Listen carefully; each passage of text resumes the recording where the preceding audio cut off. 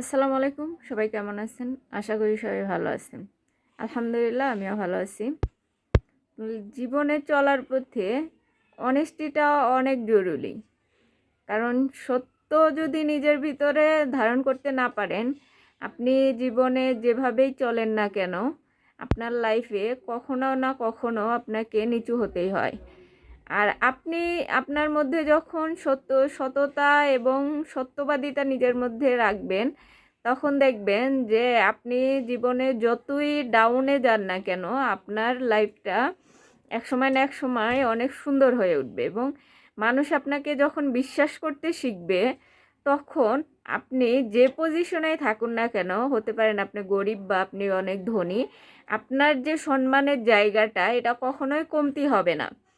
তো সততা এমন একটা জিনিস যে আপনি যদি গরিবও হন, আপনি যদি সততা হন, আপনার সম্মানটা এমনিতেই বেড়ে যাবে।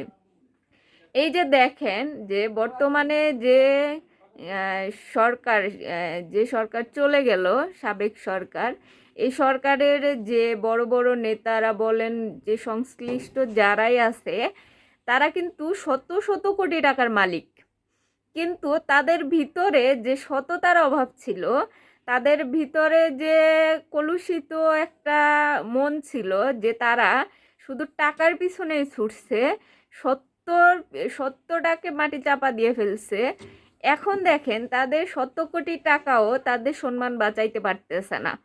এখন যে পরিস্থিতি, তে এই মনে করেন যে এদের দেখলে, এই যে আওয়ামী লীগের যে নেতাকর্মীরা এখন ধরা পড়তেছে, তাদেরকে দেখলে অনেকটা মায়াই লাগে।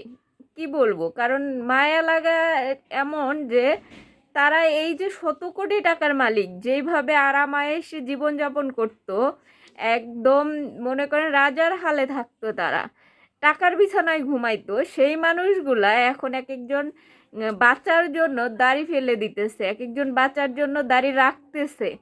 তো এমন একটা পরিস্থিতি, তারা যদি তাদের জায়গা থেকে সৎ থাকতো, তাহলে কিন্তু তাদের এই পরিণতিটা হতো না।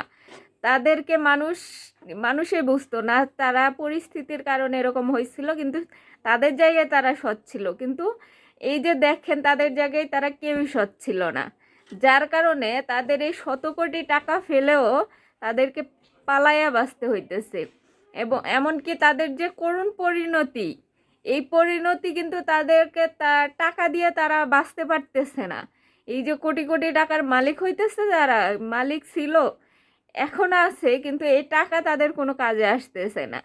এক একজনকে টাকার লোভ দেখিয়ে তারা যখন দেশের বাহিরে চলে যাইতে চাইতেছে, তখনও তারা ধোঁকায় পড়তেছে। কারণটা কি? কারণ তারা নিজেদের মধ্যে নিজেরা সৎ ছিল না। তো সততা এমন একটা জিনিস, নিজের ভিতরে সত্যতা রাখা, নিজের সব কিছুকেই সত্য দিয়ে ঢেকে রাখা, এইটা অনেক বিশাল বড় জিনিস, যেটা যারা গরিব তারাই পারে। যারা গরিব তারা যখন সততাটাকে ভিতরে রাখে, তখন তারা অবৈধভাবে দুর্নীতি করে বা চুরিচামারি করে টাকা উপার্জনের কথা ভাবে না। তারা নিজেদের মধ্যে নিজেরা সৎ থাকার চেষ্টা করে, যার কারণে তাদের সম্মান আল্লাহ পাক বহুগুণে বেড়ে দেয়। আর যারা এরকম অসৎ উপায়ে অসৎভাবে টাকা উপার্জন করে, আল্লাহ পাক তাদেরকে ওইভাবেই অসম্মানিত করে। কারণ তারা যেভাবে, মানুষ এটা বুঝে না যে আল্লাহ পাক দুনিয়াতে পাঠাইছে শুধুমাত্র টাকা কামানোর জন্য না। আল্লাহ পাক দুনিয়াতে পাঠাইছে তার ইবাদত করার জন্য, প্লাস হইতেছে তার যে সৃষ্টি আছে, সৃষ্টিকে যেন আমরা ক্ষতি না করি, বরঞ্চ আমাদের দ্বারা যেন তার সৃষ্টি আরো উপকৃত হয়। কিন্তু আমরা দুনিয়াতে এমনভাবে চলি যে, মানুষ তো দূরে থাক, আল্লাহর কোনো সৃষ্টিকেই আমরা সেরকমভাবে পাত্তা দেই না। কিন্তু এটা আমাদের নৈতিক দায়িত্ব যে আমরা এই যে আল্লাহর সৃষ্টি, আল্লাহর দুনিয়ায় যত রকমের সৃষ্টি আছে, সব কিছুকে আমরা স- সঠিকভাবে তাদের তাদের যে জায়গা আছে, সেই জায়গাতে তাদেরকে আমরা উপকৃত করব। কারণ আমরা আমরা যদি আল্লাহ সৃষ্টি একটা জীবের প্রতি সহানুভূতি দেখাইতে পারি, তাদের প্রতি সহায় হই, আল্লাহ পাক আমাদের প্রতি সহানুভূতি দেখাবে এবং আমাদের প্রতি সহায় হবে। তো সবার মাঝে এই বুঝটা থাকে না যে টাকা পয়সা দিয়ে কখনো জীবনে আপনি উপরে উঠতে পারবেন না, উঠতে পারবেন। এই যে যেমন এখন বর্তমান অতীত সরকার, যে সাবেক সরকার ছিল, তাদের যে নেতাকর্মীরা ছিল, তারা তো কোটি টাকার মালিক, শত কোটি টাকার মালিক, হাজার কোটি লক্ষ কোটি টাকার মালিক ছিল। কি হয়েছে তাতে? মালিক হইতে পারছে, কিন্তু ভোগ কি করতে পারছে? না, তারা ভোগ করতে পারে নাই। এটাই নিয়ম।